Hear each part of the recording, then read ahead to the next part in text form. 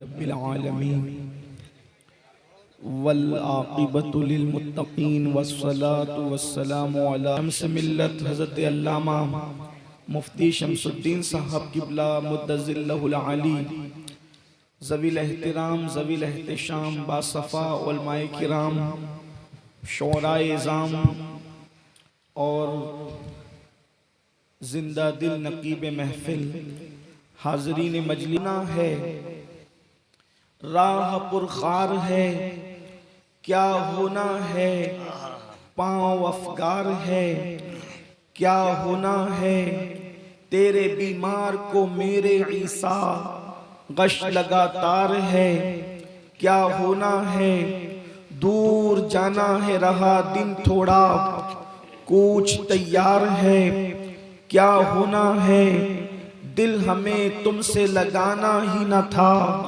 अब सफर बार है, क्या होना है, औरों से छुप के किए जिसके गुनाह वो खबरदार है, क्या होना है, और क्यों रजा कुड़ते हो हंसते उठो, क्यों रजा कुड़ते हो हंसते उठो, जब वो गफ्फार है, क्या होना है, जब वो गफ्फार है, क्या होना है।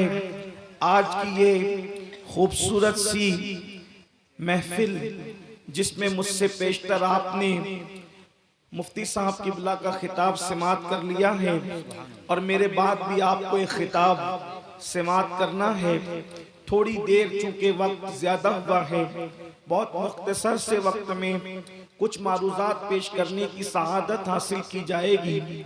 जिस आया करीमा की तिलावत की गई है, अल्लाह तबारक व ताला उसके मुतालिक मुझे हक कहने और आप सबको हक सुनकर उस पर अमल करने और उसे आम करने की तौफीक अता फरमाए। इस दुनिया के अंदर हम लोग शबो रोज गुजार रहे हैं। अल्लाह रब्बुल इज़्ज़त ने सबको नेमतें अता कर रखी है। अल्लाह पाक ने कोई ऐसा बंदा नहीं जिसको महरूम किया हो, सबके पास नेमत मौजूद है। अगर आप अंदाजा करें, किसी के पास दौलत है तो सोने पर सुहागा है, लेकिन अगर बिलफर्ज दौलत ना भी हो तो अल्लाह ने इंसान को इतना दौलतमंद किया है कि अगर इंसान उस पर शुक्र की नजर डाले तो हजारों नहीं बल्कि करोड़ों सजदे इंसान की पेशानी के अंदर मचलते हुए नजर आते हैं। याद रखना, ये नोटों पर छपी हुई जिसे हम दौलत कहते हैं, सिर्फ यही दौलत नहीं है, बल्कि ये दौलत तो नचनियों को भी मिल जाती है, ये दौलत तो भीखमंगों को भी मिल जाती है, जिसको असल में लोग दौलत कहते हैं। लेकिन हकीकत में वो दौलत जो कमाई नहीं जा सकती, जो खरीदी नहीं जा सकती, जो बेची नहीं जा सकती, जो बचाई भी नहीं जा सकती, जो लुटाई भी नहीं जा सकती, वो कौन सी दौलतें हैं। मिसाल के तौर पर हमारे माथों में दो आंखें देख ले, क्या ये अल्लाह की दी हुई दौलत नहीं है? इंसान कितना मालदार है, इंसान कितना दौलत वाला है। अल्लाह अकबर। मुझे बताओ, जो ये शिकायत करते हैं मौलाना अल्लाह ने हमें क्या दिया, मैं पूछता हूँ, इन दो आंखों की कीमत अगर लगाना चाहो, बताओ इसकी कीमत क्या है? क्या करोड़ों रुपये देकर भी किसी को ये दो आंखें बेचोगे? क्या ये दो आंखें किसी को दोगे? नहीं नहीं। अपने पूरे वजूद के अंदर अंदाजा करो अल्लाह ने हमें दिया क्या है। बड़ी माजरत के साथ जो नाशुक्रे बदबख्त ये कहते हैं कि अल्लाह ने हमें दिया क्या है, मैं कहता हूँ अल्लाह ने क्या नहीं दिया है। अल्लाह अकबर। हर नेमत तो अल्लाह ने दी है। अब मैं बहुत ज्यादा तबसरा करने की बजाय सिर्फ इशारे करना चाहता हूँ। दो आंखें उसने अता फरमाया, दो कान उसने अता फरमाया, ज़बान उसने अता फरमाई। जा करके उस इंसान से पूछो जिसके दो सामने के दांत किसी एक्सीडेंट के अंदर टूट गए हैं, जब वो आईना देखता है तो उसको उन दो दांतों का एहसास कितना होता है। अल्लाह अकबर। बताओ, ये वजूद दिया, ये सांसें ले रहे हो और बाहर कर रहे हो, ये सारी नेमतें किसकी दी हुई है? अब मुझे बताओ, इतना सब कुछ अल्लाह ने दिया, लेकिन मांगा कुछ नहीं, वो तो बेनियाज है, उसे कुछ चाहिए भी नहीं। अल्लाह अकबर। मेरे आका सल्लल्लाहु अलैहि वसल्लम के दीवानों, लेकिन खुदा की नेमतें पाने के बाद इंसान जमीन के ऊपर आकर अल्लाह को भूल चुका, अल्लाह को फरामोश कर चुका, अल्लाह के कानून को पीठ के पीछे डाल चुका, अल्लाह रब्बुल इज्जत के फरामीन को पीठ के पीछे डाल चुका। और आज इंसान अपनी तबीयत के मुताबिक जिंदगी गुजार रहा है, खाता है तबीयत के मुताबिक, सोता है तबीयत के मुताबिक, उठता है तबीयत के मुताबिक, बोलता है तबीयत के मुताबिक। और इंसान ये सोच रहा है मैं तो अपनी मन की जिंदगी गुजार रहा हूँ, मैं तो अपनी मनमानी कर रहा हूँ, मुझे कौन क्या करेगा।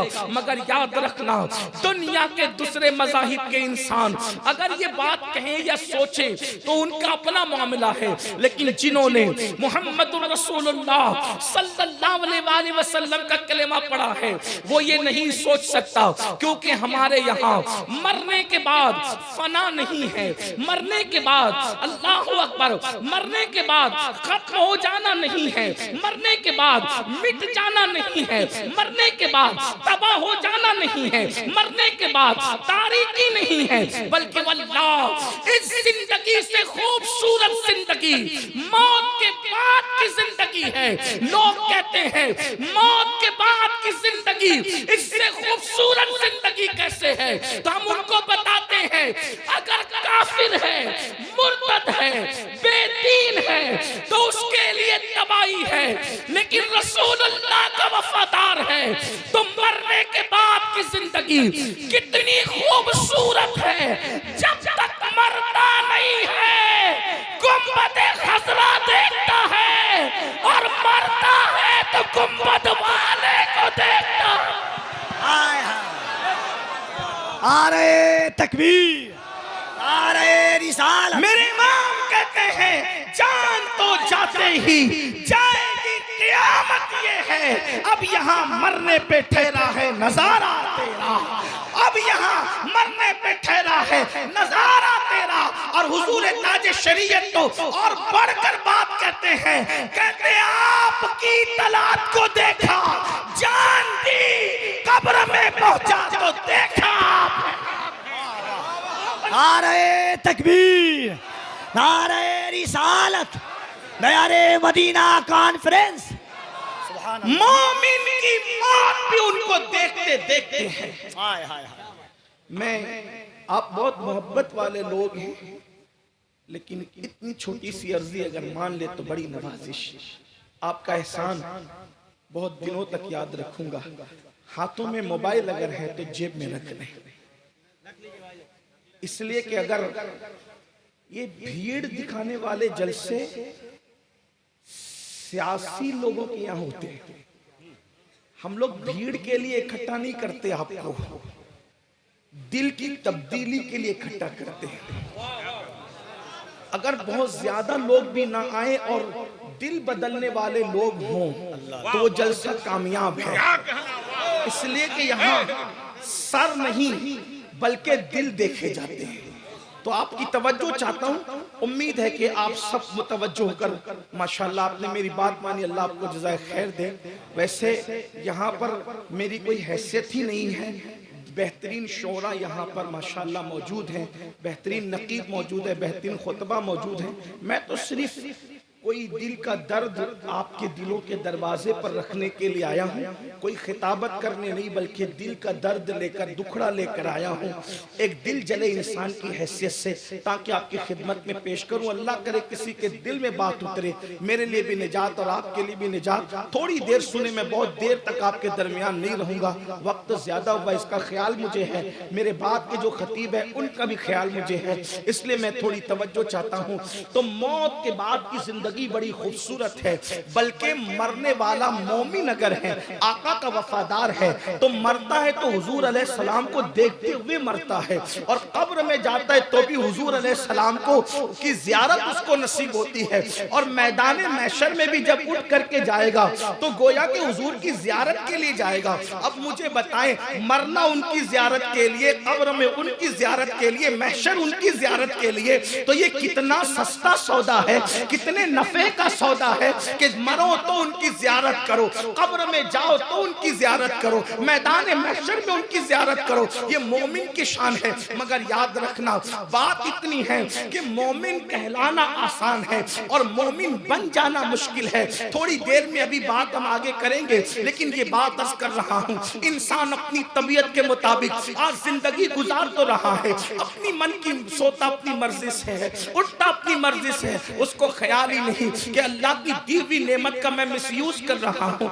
गलत इस्तेमाल कर रहा हूँ। वो सोचते हैं मुझे कौन क्या कर लेगा। रही बात मौलवी हजरात की, तो फिर उसके दिमाग के अंदर ये है जो मेरे चंदे पर तनख्वाह पाते हैं वो मुझे क्या कर लेंगे। बल्कि माज़अल्लाह कुछ तो इतने बेबाक हैं, उलमा के बारे में कहते हैं ये 2 कौड़ी के मौलवी है। माज़अल्लाह याद रखना, मेरे इमाम ने फतावा रज़विया शरीफ में लिखा, आलिम की तौहीन इंसान को कुफ्र तक ले जाती है। कभी उलमा के खिलाफ बकवास न करना, अपनी दौलत के नशे के अंदर कभी उलमा के खिलाफ जबान न खोलना। याद रखना, जो अल्लाह दौलत देने पर कुदरत रखता है वो अल्लाह दौलत छीनने पर भी कुदरत रखता है। उसने बड़े बड़े करोड़पतियों को भीख मांगने पे मजबूर कर दिया है। याद रखना, जवानी अल्लाह ने दी है तो अल्लाह के गजब को चैलेंज नहीं करना। दौलत अल्लाह ने दी है, उसके गजब को चैलेंज नहीं करना। अल्लाह ने जिंदगी दी है, उसके गजब को चैलेंज नहीं करना। अगर अपनी तबीयत से जिंदगी गुजार रहे हो, अल्लाह का कुरान पुकार पुकार कर कह रहा है और हम सबको लगाम दे रहा है। कुरान कहता है, आवारगी फिक्र के साथ जीने वाले, आवारगी तबाह के साथ जीने वाले, अपनी तबीयत के मुताबिक जिंदगी गुजारने वाले, सुन ले, जब तक तुझे ढील दी जा रही है, तुझे मौका गनीमत है, लेकिन जब अल्लाह की पकड़ होगी तो कुरान कहता है, इन्ना बत्श रब्बिका लशदीद, तेरे रब की पकड़ बड़ी सख्त है। अल्लाह जब किसी पर गिरफ्त मजबूत करता है और कुदरत जब किसी पर गिरफ्त मजबूत करती है और कुदरत किसी को अपने शिकंजे में जकड़ लेती है तो फिर उसको तौबा का भी मौका नहीं दिया जाता, उसको तौबा की भी मोहलत नहीं दी जाती। रात की तारीकियों में गुनाह करने वालों, दिन के उजाले में आवारगी करने वालों, हराम लुक्मे को अपने पेट में डाल करके हराम लुक्मे की शक्ल में जहन्नम की आग अपने पेट में भरने वालों, क्या नहीं सच, क्या ये नहीं सोचते अल्लाह देख रहा है। हैरत तो इस बात पर है, अब्बा देखे हम सिगरेट भी नहीं पीते और अल्लाह देखे तो इंसान ज़िना तक करे, इंसान चोरी तक करे, इंसान औरतों पर पाप की नजर तक डाले। आइए थोड़ी देर एक हदीस मुबारक सुने और उसके बाद तसव्वुर करें अल्लाह की पकड़ क्या है। अल्लाह अकबर। बड़ी सादगी से कहते हैं, मौलाना हमें तो नमाज के लिए टाइम नहीं, इबादत के लिए टाइम नहीं। अल्लाह की पकड़, अल्लाह की पकड़ से डरो। कहाँ है फिरौन की कब्र, कहाँ है नमरूद की कब्र, कहाँ है यजीद की कब्र, कहाँ है वो बड़े बड़े मालदार मगरूरों की कब्रें। अल्लाह ने कब्रों का निशान भी मिटा दिया। क्या समझते हो दौलत के नशे में अल्लाह को भूलोगे, जवानी के नशे में अल्लाह को भूलोगे।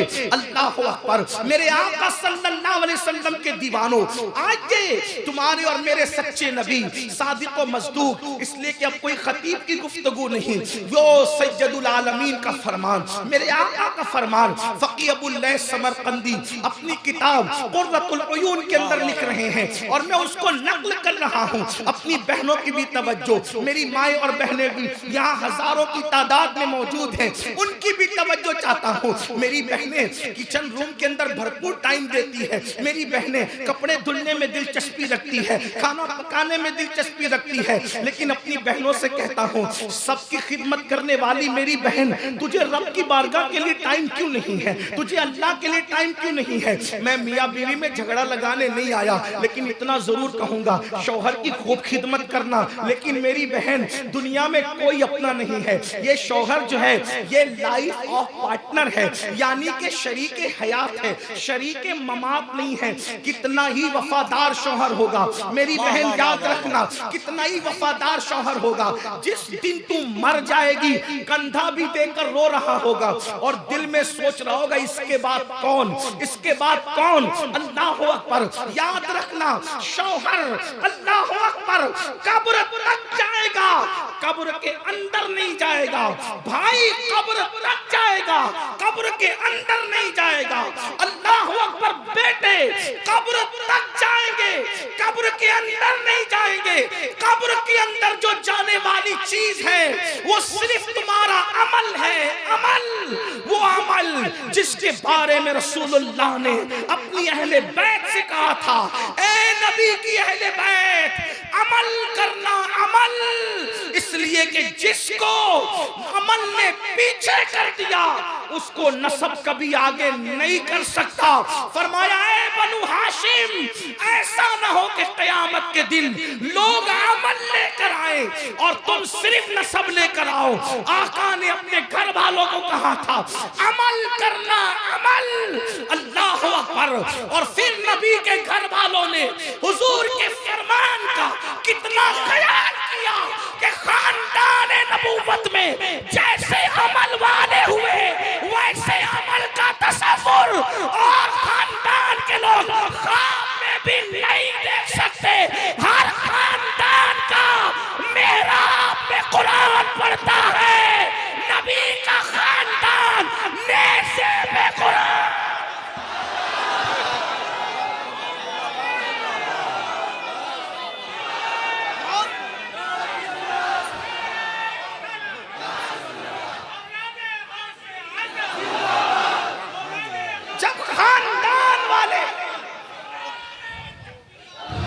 जब खानदान वाले इतने बामल है तो दर वालों को कितना बामल, घर वाले इतने बामल हैं।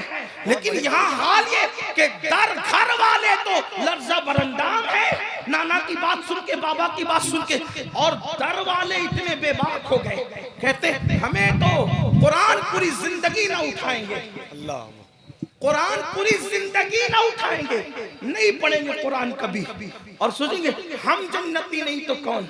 मैंने कहा जो जन्नती जवानों का सरदार था उसने तालीम दिया जो नबी वाला होगा वो कुरान का दामन कभी नहीं छोड़ सकता। हमारा ताल्लुक हमारे जिस्म से टूट सकता है। इमाम अली मकाम का पैगाम, अगर 10 दिन के करबलाई हो तो ऐसे 10 दिन के रस्मी करबलाइयों से मेरी कोई गुफ्तगू नहीं है। क्या बात है। इसलिए वाह वाह वाह वाह। हम 10 दिन में कपड़े बदलकर हुसैनी बनने वाले लोग नहीं हैं कि 10 दिन में कपड़े का रंग बदलकर हुसैनी हो जाए। कपड़े का रंग हुसैनी नहीं बनाता, बल्कि अमल का रंग हुसैनियत की तरफ लेकर के जाता है। 10 दिन के हुसैनी न बनो, ये मक्कारी है। लम्हे लम्हे के हुसैनी बनो, पल पल के हुसैनी बनो, साथ साथ के हुसैनी बनो, बल्कि वल्लाह हुसैनियत ऐसे रगो पे में समा जाए कि दुनिया अगर काटे तो खून का कतरा कतरा हुसैन पाक की मोहब्बत का नारा लगाते हुए नजर आए। लेकिन ये हुसैनियत क्या है? ये हाथों के नारे हुसैनियत नहीं है, ये हाथों के कड़े हुसैनियत नहीं है, ये ज़बानी दावे हुसैनियत नहीं है। हुसैनियत तो ये है कटा हुआ सर कुरान पढ़ रहा है। आपसे पूछना चाहता हूँ, नेज़े पर कुरान सुनाने का मतलब क्या है? नेज़े पे कुरान कि मेरा जिस्म का ताल्लुक तो मेरे सर से कट सकता है, लेकिन कुरान से हमारा ताल्लुक नहीं कट सकता। दयारे मदीना कॉन्फ्रेंस में आने वालों, पूछता हूँ कुरान से अपना क्या ताल्लुक है? आपसे पूछता हूँ कुरान से क्या ताल्लुक है? सिर्फ आप अपने आप में सोचो। मैं आपको जलील करने नहीं आया, मैं आपको क्या हाथ उठवा के पूछूं कि कुरान कब पढ़ा था? नहीं। आपकी इज्जत हमारे लिए बहुत कीमती है। हमारे आका के उम्मती होना, मेरे नबी ने अपनी उम्मती की इज्जत काबे से अफजल बताई। आप मेरे आका के गुलाम हो, इसलिए हाथ उठवा के जलील नहीं करूंगा, लेकिन अपने मन में डूब कर पाजा सुरागे जिंदगी, तू अगर मेरा नहीं बनता अपना तो बन। आज से पहले कुरान को कब उठाया था वो सोचो, पढ़ने के लिए, तिलावत के लिए। अपने आप में डूब कर सोचो कब उठाया था कुरान पढ़ने के लिए। बड़ी माजरत के साथ अगर कुरान नहीं उठाया तो फिर तुम इसलिए कि हमारे नजदीक, हालांकि उन्वान निकल आया है तो बात बस करो, लेकिन मेरा उन्वान दूसरा है। हमारे नजदीक हुसैन सिर्फ किसी 5-6 फुट की कद की जात का नाम नहीं है। हमारे नजदीक हुसैन मुकम्मल एक नजरिए का नाम। अल्लाह अल्लाह अल्लाह अल्लाह। कद का नाम हुसैन, कुछ क्योंकि कुछ शख्सियत ऐसी होती है कि वो शख्सियत नहीं होती बल्कि वो नजरिया बन जाती है। इमाम हुसैन एक नजरिए का नाम है, ठीक है। और फिर पलट कर एक बात और अर्ज करूं, उलमा की मौजूदगी में सबक सुनाने की नियत से, यजीद भी कोई 5-6 फुट के इंसान का नाम नहीं है, सिर्फ यजीदियत भी एक नजरिए का नाम है। दो नजरिए। अगर आप कद को सिर्फ हुसैन मानते हैं तो फिर करबला की जंग में जीता कौन और हारा कौन, इस पे सवालिया निशान खड़ा हो जाएगा। क्या बात है। अगर सिर्फ जात मानते हैं तो फिर जंग में कौन जीता, ये एक सवालिया निशान खड़ा होगा। अगर कोई इस पर बात करना चाहे तो मैं कोई मुनाजिर तो नहीं हूं, एक तालिबे इल्म में बात कर सकता हूं कि जो कट जाए वो कैसे जीता, जो लुट जाए वो कैसे जीता, जिसके खेमे भी जल गए वो कैसे जीता, और जो महल में बैठा वो क्या बात है हज़रत, वो वाह कैसे वाह। हारा। तो मानना पड़ेगा कि इमाम हुसैन सिर्फ एक जात का नाम नहीं, नजरिए का नाम है। तवज्जो कर, नजरिए का नाम है, नजरिया है हुसैन। और यजीदियत, यजीद भी सिर्फ जात का नाम नहीं है, सिर्फ कह रहा हूं जात का नाम नहीं, नजरिए का नाम है। तो अब जीता कौन करबला की जंग में, तो अपने बेगाने सब कहते हुसैन जीते। क्यों जीते? इसलिए कि आज यजीद का नजरिया लेकर कोई मिंबर नहीं लगता। जब भी मिंबर लगता है तो नजरिया हुसैन लेकर हाय हाय हाय। सीना तान कर मैदान में, सीना तान कर मैदान में कोई नजरिया यजीद बयान नहीं होता। सीना तान कर मैदान में नजरिया हुसैन बयान होता है। तो पता चला जिसका नजरिया जिंदा है वो भी जिंदा है और वो जीता हुआ है, और जिसका नजरिया मिट्टी में मिल गया है वो हारा हुआ है, वो भी मिट्टी में मिल गया है। लेकिन एक बात कहूंगा, आप किसके साथ खड़े हैं? अल्लाह। आप किसके साथ खड़े हैं? अगर बुरा नहीं माने तो मैं मुजफ्फरपुर वालों से कहूंगा, आप किसके साथ? एक नजरिया है, कट के भी कुरान पढ़ना, नेज़े पे कुरान पढ़ना एक नजरिया है। दुनिया छोड़ देंगे, कुरान नहीं छोड़ेंगे। दुनिया छोड़ेंगे, कुरान नहीं छोड़ेंगे। दूसरी तरफ नजरिया है, कुरान छोड़ देंगे, शराब नहीं छोड़ेंगे। ये दो नजरियात हैं। एक नजरिया हुसैन आजम, एक नजरिया यजीद पलीद मलऊन। अब आपसे पूछता हूं, आप किसके साथ खड़े हैं? जबान से नहीं पूछूंगा, क्या सवाल। फिर हाथ भी नहीं उठवाऊंगा क्योंकि आप उससे बेहतर है मेरी नजर में। हाथ नहीं उठवाऊंगा, जलील नहीं करूंगा, लेकिन इतना कहूंगा, आपस में डूब कर सोचो, घर जाके सोचना, नजरिया हुसैनियत के साथ खड़े हो कुरान को लेकर, या शराब में डूबकर नजरिया यजीद के साथ खड़े हो। अगर अल्लाह की झूठी कसम दौलत के लिए खा रहे हो तो हुसैन पाक के साथ खड़े हो या यजीद के साथ खड़े हो नजरियाती एतबार से। अगर किसी औरत पर पाप की नजर डाल रहे हो तो इमाम हुसैन के साथ खड़े हो या यजीद के साथ खड़े हो नजरियाती एतबार से। अगर सूद के धंधे छुप छुपा के कर रहे हो तो इमाम हुसैन के साथ खड़े हो या यजीद के साथ खड़े हो नजरियाती एतबार से। अगर नरम नरम गद्दों पे लेटकर जिना की गंदी फिल्में देखते हो तो इमाम हुसैन के साथ खड़े हो या यजीद के साथ खड़े हो नजरियाती एतबार से।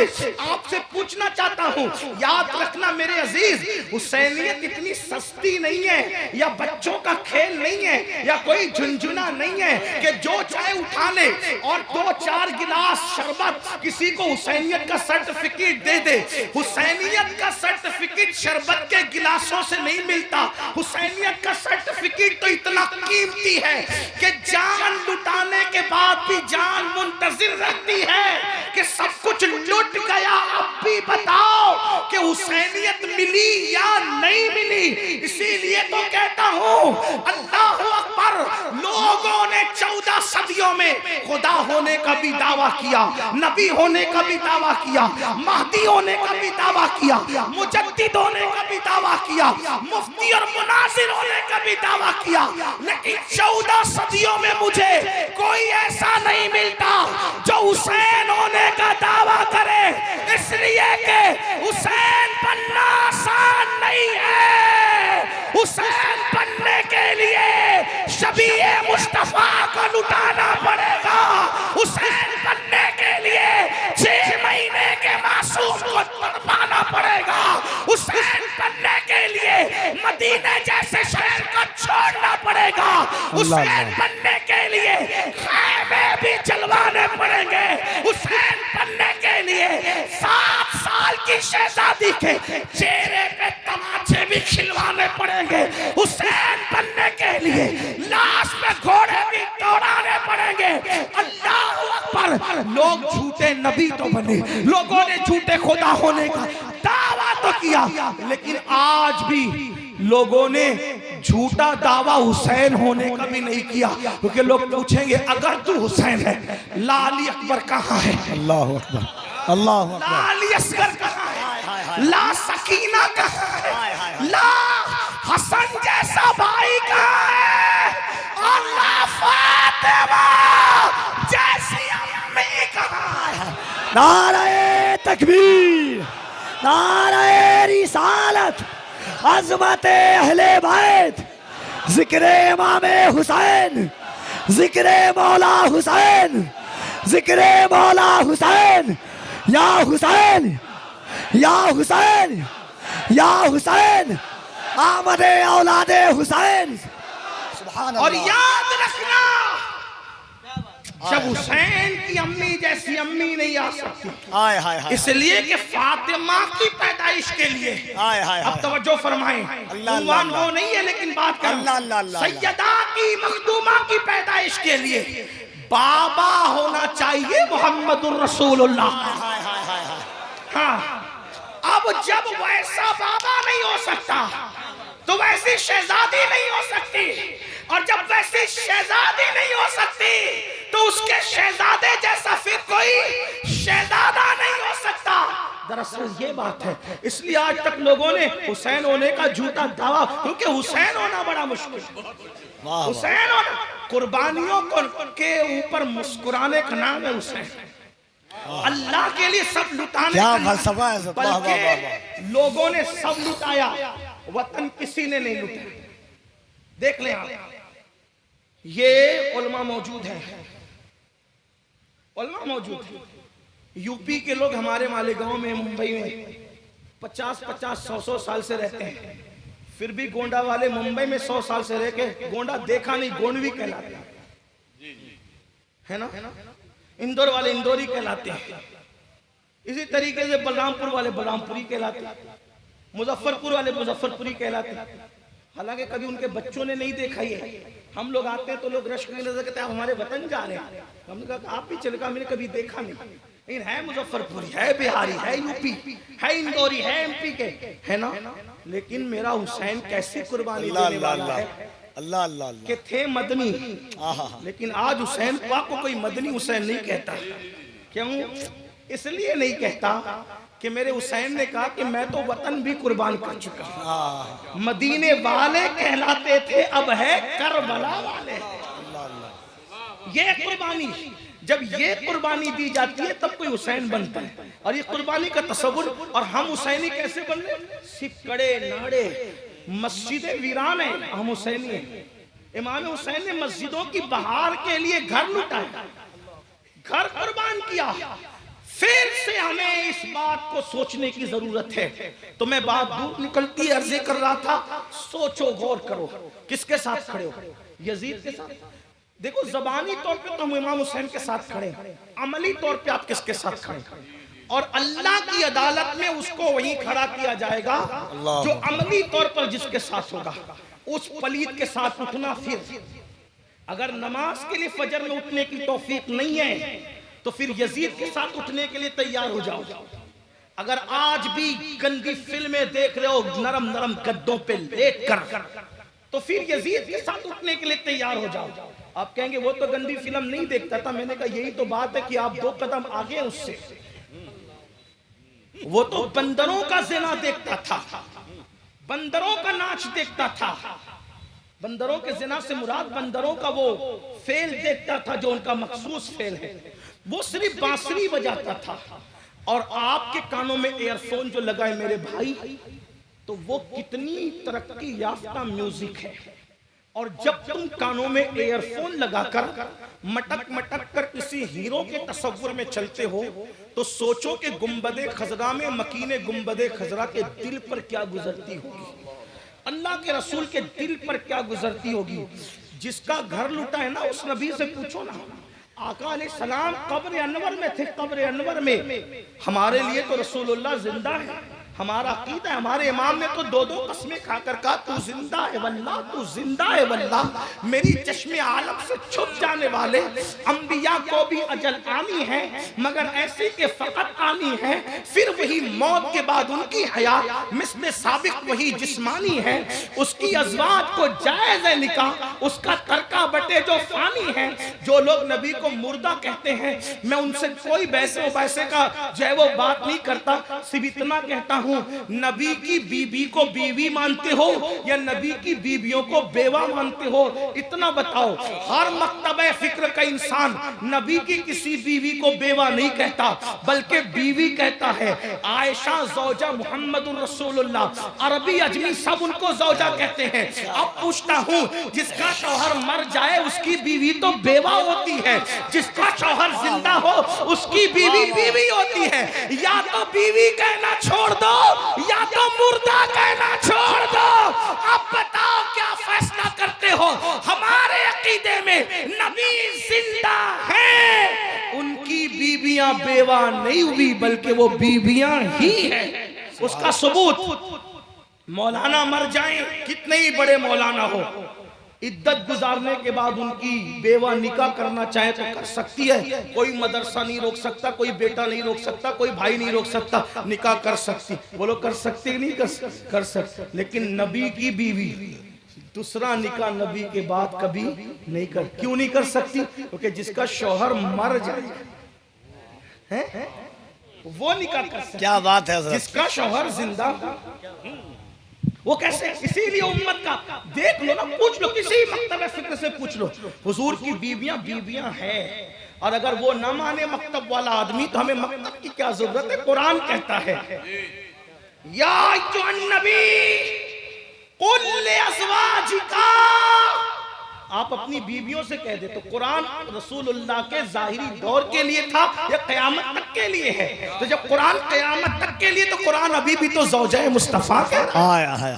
ये असल बात है। तो बात दूर ना निकले तो ये अर्ज कर रहा था, मुसलमानों सोचो, गौर करो।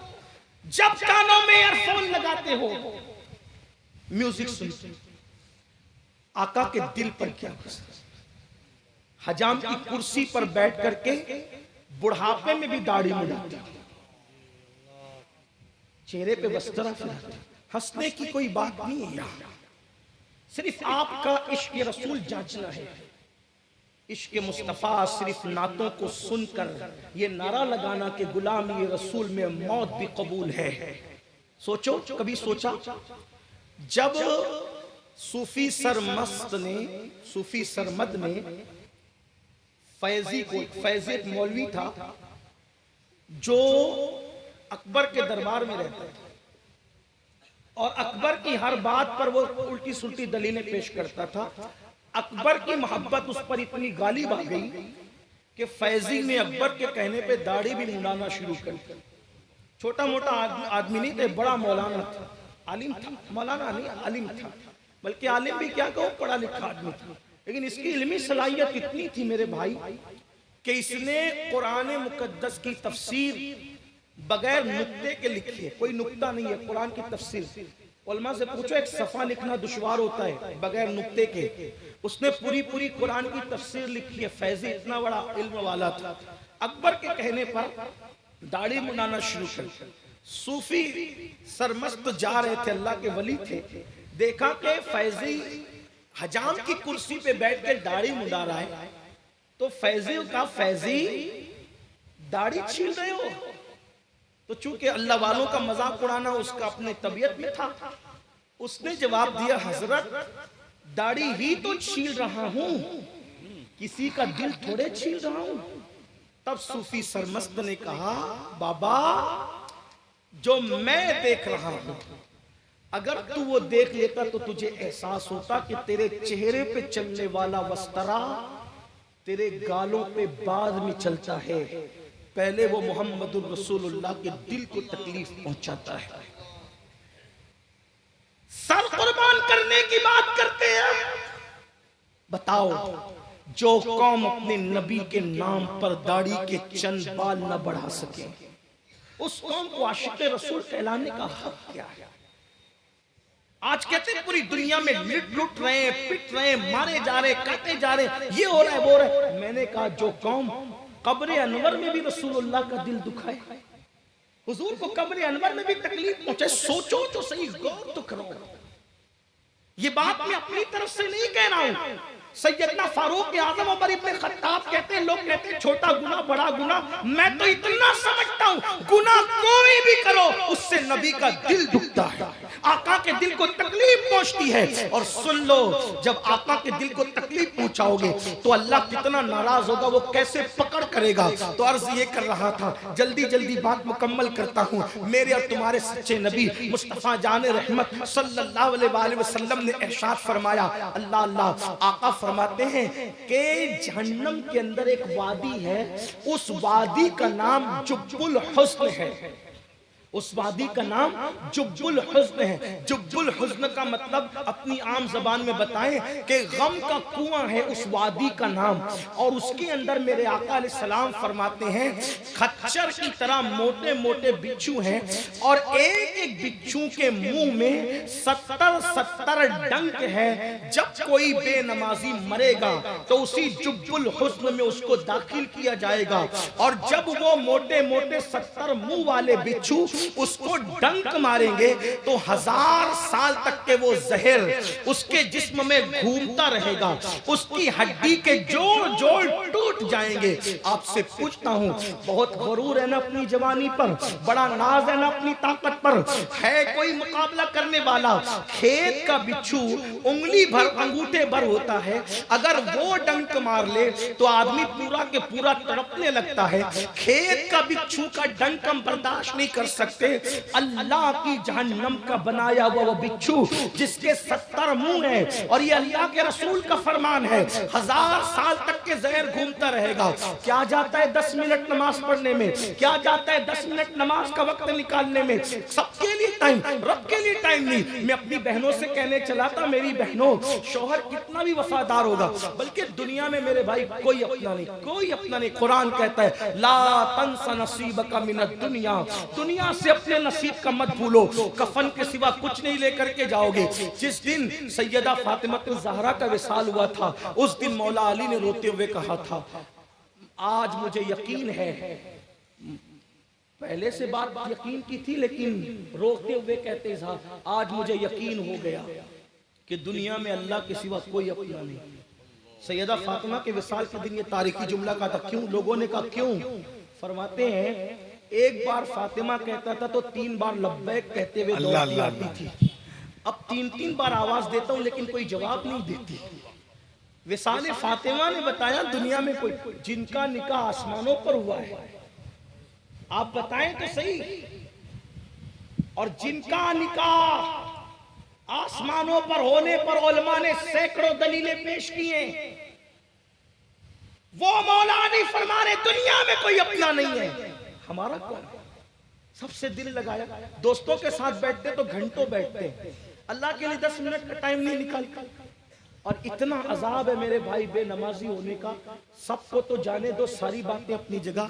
अल्लाह के रसूल अलैहिस्सलाम बेनमाजियों से इतने नाराज, इतने नाराज, इतने नाराज कि आका ने सहाबा से कहा बेनमाजी मिले तो उसके साथ बैठो भी मत। जैसे हम अपने बच्चों को बिगड़े हुए बच्चों से रोकते ना कि उनके साथ ना बैठा करो, आका फरमाते हैं हजरत अबू हुरैरा से मुखातब होकर, अबू हुरैरा बेनमाजी के साथ न बैठा कर, क्योंकि बेनमाजी जहां होता है आसमान से उस पर लानत बरसती है, लानत।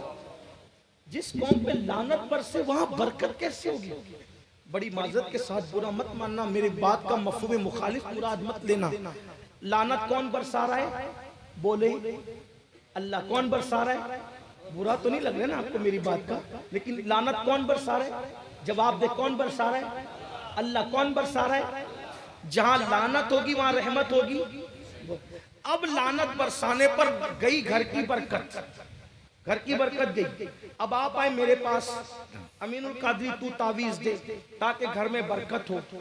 अब जिसकी घर की बरकत अल्लाह उठा ले, तो करोड़ों अमीनुल कादरी मिलकर भी अगर पूरा तावीज नहीं बल्कि पूरा कुरान आपके घर में बैठ के लिखें, तो भी क्या आपके घर में बरकत हो सकती है?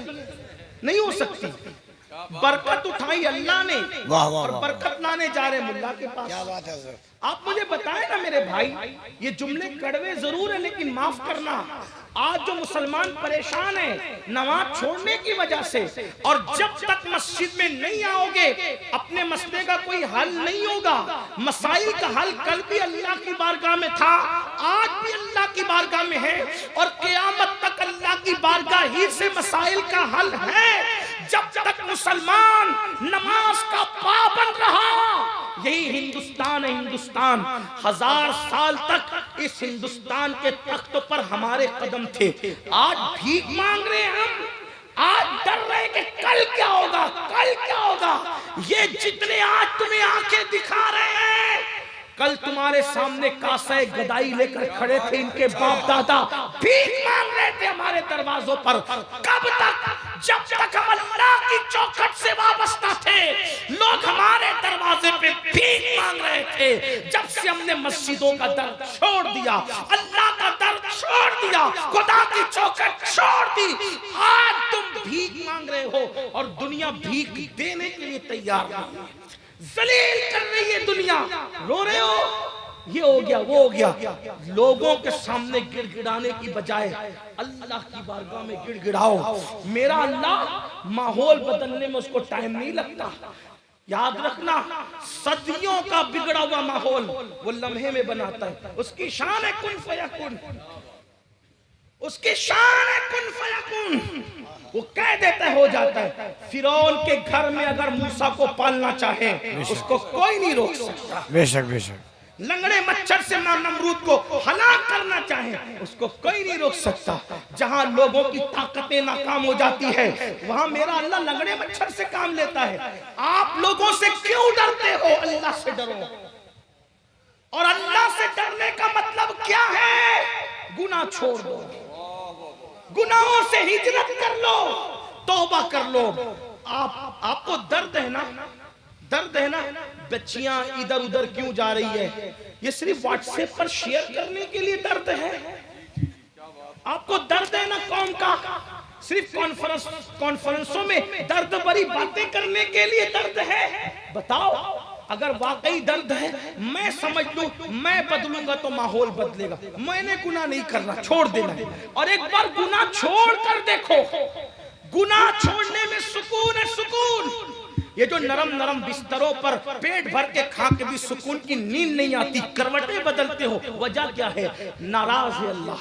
अल्लाह हमसे नाराज। अल्लाह को मनाओ। लोग कहते हैं मौलाना मदद क्यों नहीं आती? फुला मर रहा है, आसमान से मदद क्यों नहीं आती? घरों पर बिल्डोजर चल रहे, आसमान से मदद क्यों नहीं आती? औरतों के जनाजे और इज्जतों के जनाजे उठ रहे, अल्लाह की मदद क्यों नहीं आती? क्यों नहीं आती अल्लाह की मदद? बुर्का पहन करके बच्चियां सिग्नलों पे भीख मांग रही है, अल्लाह की मदद क्यों नहीं आती? घरों से धुएं उठ रहे, अल्लाह की मदद क्यों नहीं आती? मस्जिदों की हुर्मतें पामाल हो रही है, अल्लाह की मदद क्यों नहीं आती? कुरान के और आग जलाए जाने, अल्लाह की मदद क्यों नहीं आती? मैंने कहा जो कौन पूरी पूरी रात ज़िना की फिल्में देखेगी, उस पर अल्लाह की मदद कैसे नाजिल होगी? जिन्होंने मस्जिदों को वीरान कर दिया, उन पर अल्लाह की मदद कैसे नाजिल होगी? अल्लाह अकबर। जो भावच के साथ देवर बाप की नजर डाले, उस कौम पर अल्लाह की मदद कैसे आएगी? जिस घर में साली और बहन भाई का तकद्दुस पामाल हो, उस घर में अल्लाह की मदद कैसे आएगी?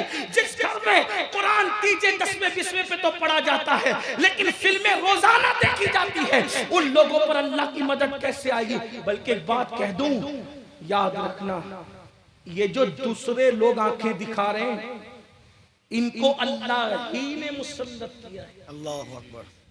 क्योंकि अल्लाह आने जाने से पाक है, ना वो डायरेक्ट इनाम देने के लिए आता है, ना डायरेक्ट सजा देने के लिए आता है, क्योंकि वो आने जाने से पाक है, वो घटने बढ़ने से पाक है, वो तसव्वुर और तखय्युल से पाक है। जब किसी को सजा देता है तो अल्लाह किसी को मुसल्लत करता है, और जब किसी को इनाम देता है तो भी अल्लाह ताला किसी को मुकर्रर करता है। मेरे भाई, बदलना पड़ेगा, वरना आज के हालात कुछ ठीक है, इससे भी बदतरीन हालात पैदा होंगे।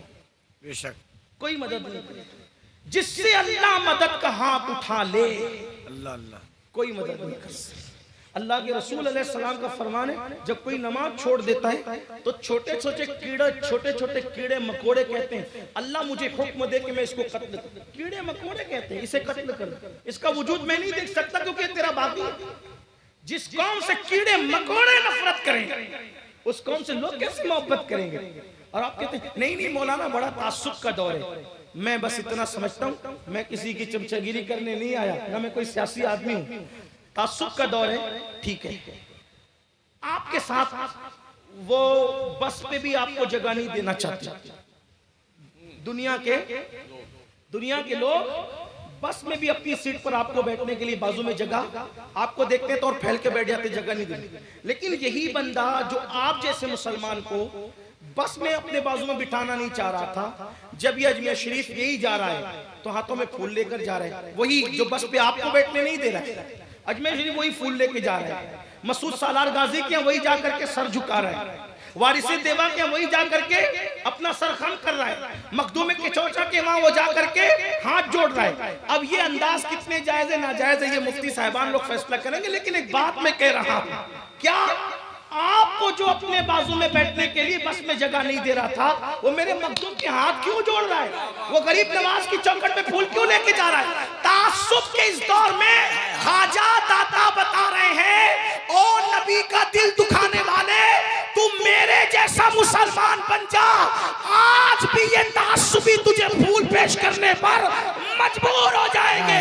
बात तासुब की नहीं है, मुझ जैसा सच्चा मुसलमान बन, ये भी तेरी गुलामी करते नजर आएंगे।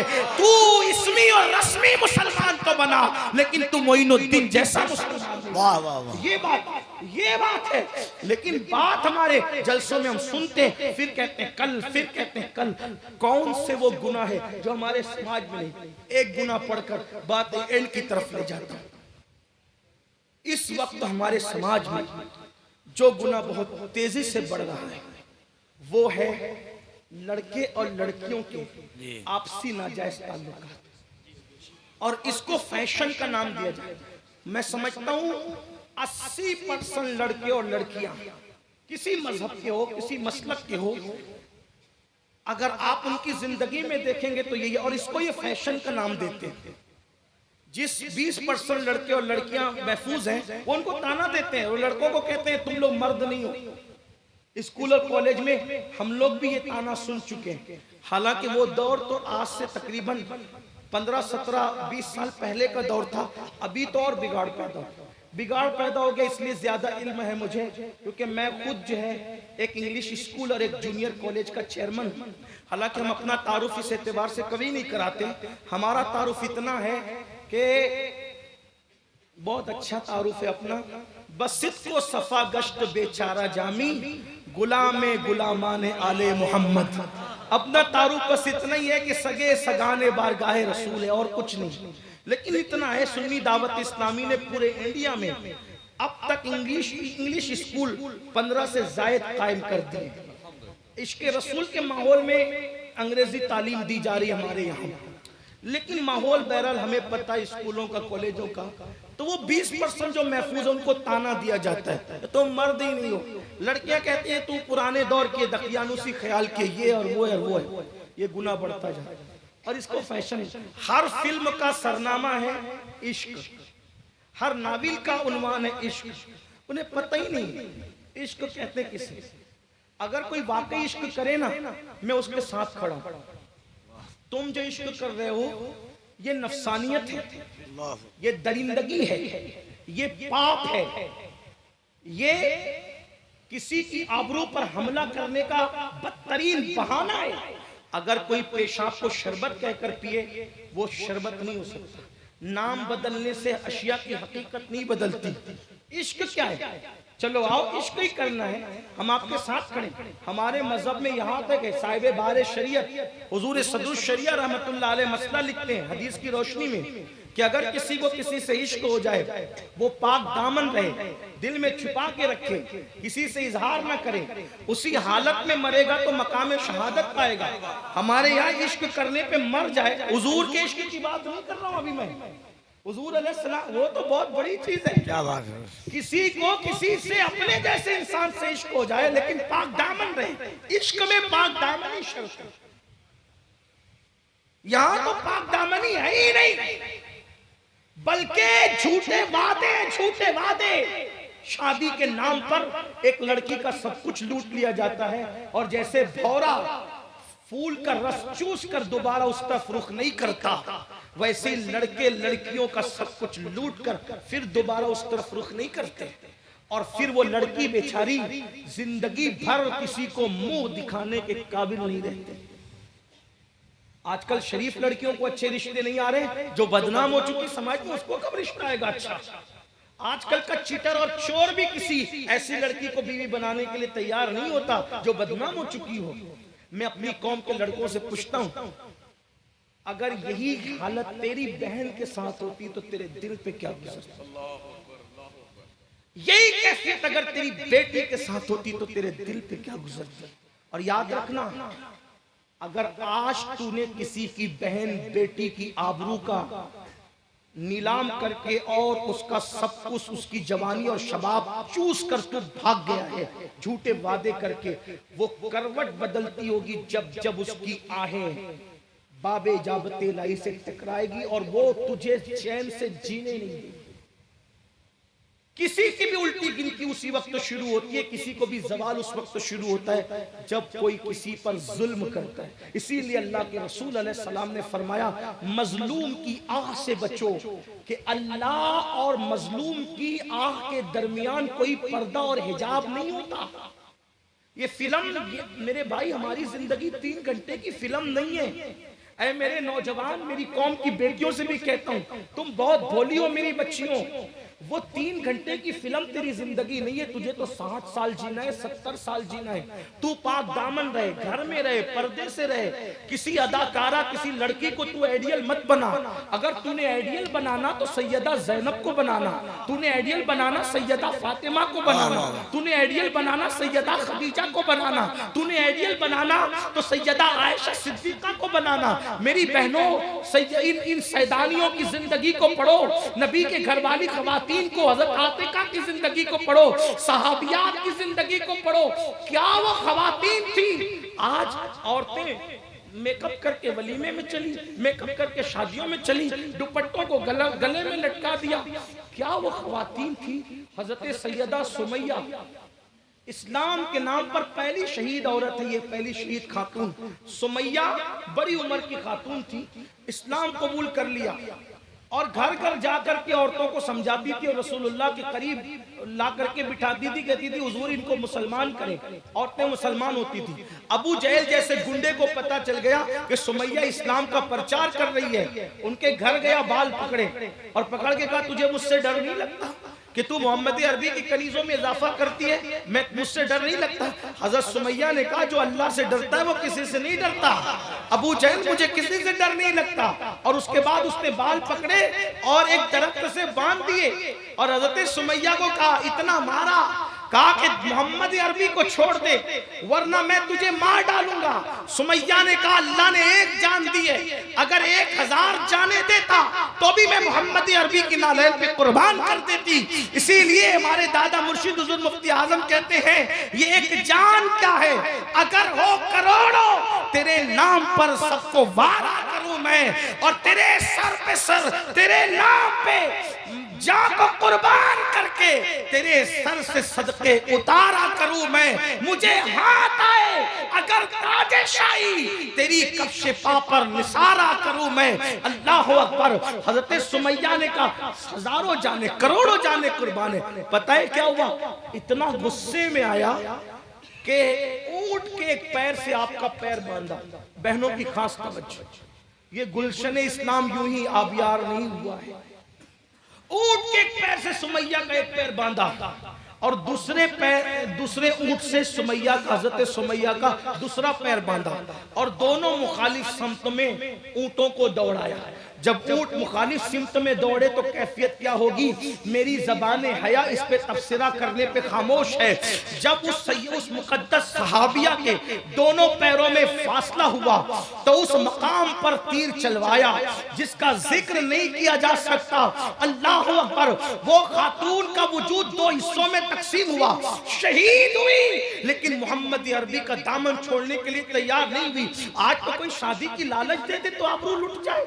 आज अगर कोई घर बसाने की, मोबाइल की लालच दे दे तो आदमी सब कुछ कुर्बान कर दे। कौन से दीन पर अमल कर रहे? और याद रखना, अल्लाह का दीन मत छोड़ना।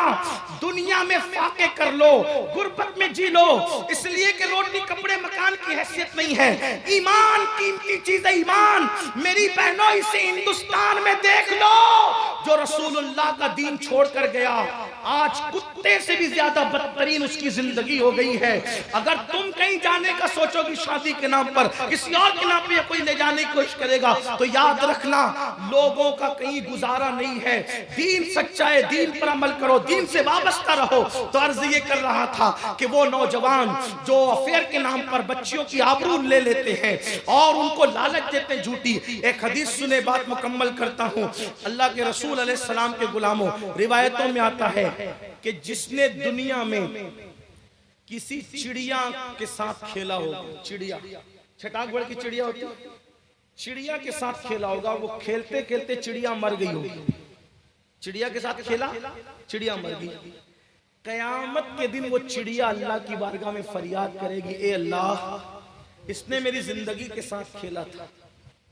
यानी अगर चिड़िया खाने के लिए कोई ज़बह करे जायज है, ठीक है, लेकिन उसकी जिंदगी के साथ खिलवाड़ करना, चिड़िया, मैं समझता हूँ शायद 10 रुपए भी आज की इसकी दुनिया में उस चिड़िया की कीमत नहीं। मुफ्त में मिलती है चिड़िया, कोई भी पकड़ लेता है, कोई उनका मालिक भी नहीं होता, कोई कुछ। छटाक पर की चिड़िया के साथ कोई खेलकर उसको मार डाले, कयामत में वो चिड़िया अल्लाह की बारगाह में कहेगी, मौला इसने मेरी जिंदगी से खिलवाड़ किया था। अल्लाह के रसूल फरमाते हैं उस चिड़िया की आवाज इतनी तेज निकलेगी उस दिन कि ऐसा लगेगा जैसे बिजली कड़क गई। बिजली, उसकी आवाज में इतनी कड़क पैदा, बिजली कड़क गई। अल्लाह फरमाएगा आज इंसाफ और अदल का दिन है, किसने तेरे साथ तेरी जिंदगी से खिलवाड़ किया था?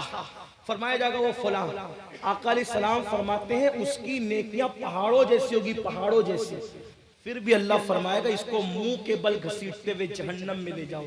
आपसे पूछता हूं, जो चिड़िया की जिंदगी से खिलवाड़ करे, पहाड़ों जैसे आमाल होने के बाद भी उसको मुंह के बल घसीटते हुए जहन्नम में ले जाया जाएगा, तो जो रसूलुल्लाह की उम्मत की खवातीन की आबरू के साथ खिलवाड़ करे, जिस उम्मत को रसूलुल्लाह ने काबतुल्लाह की हुर्मत से बेहतर बताया, काबे की इज्जत से बड़ी इज्जत अपने उम्मती की बताई, उनकी इज्जत के साथ खिलवाड़ करोगे, सोचो कहां जाओगे।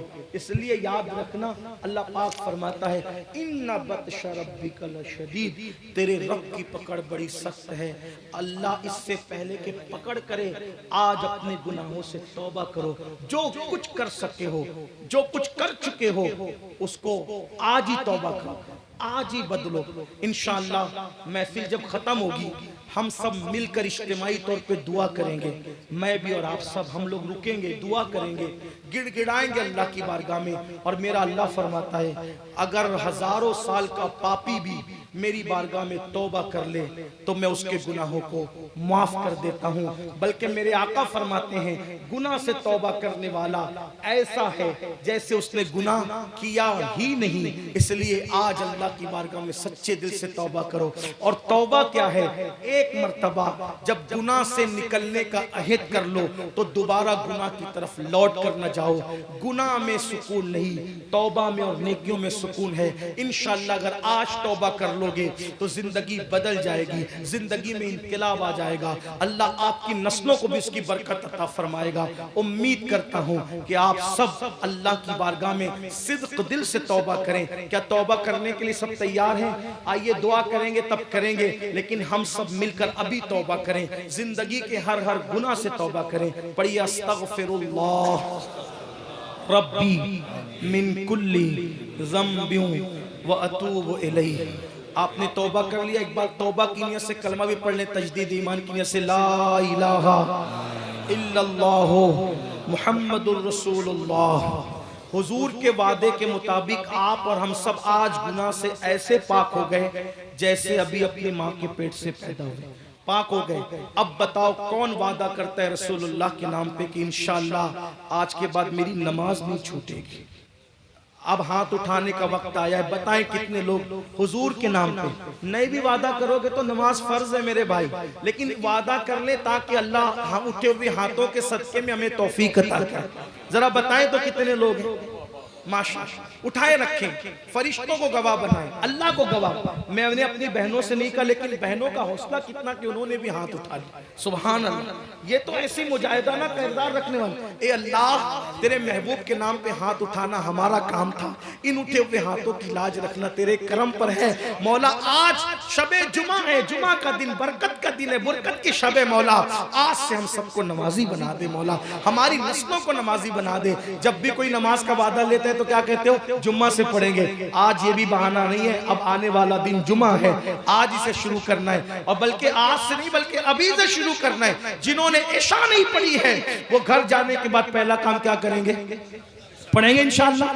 अगर ऐसा हुआ तो हमारा आना और सबका आना कामयाब है। वमा अलैना इल्लल बलाग। अस्सलामु अलैकुम व रहमतुल्लाहि व बरकातहू।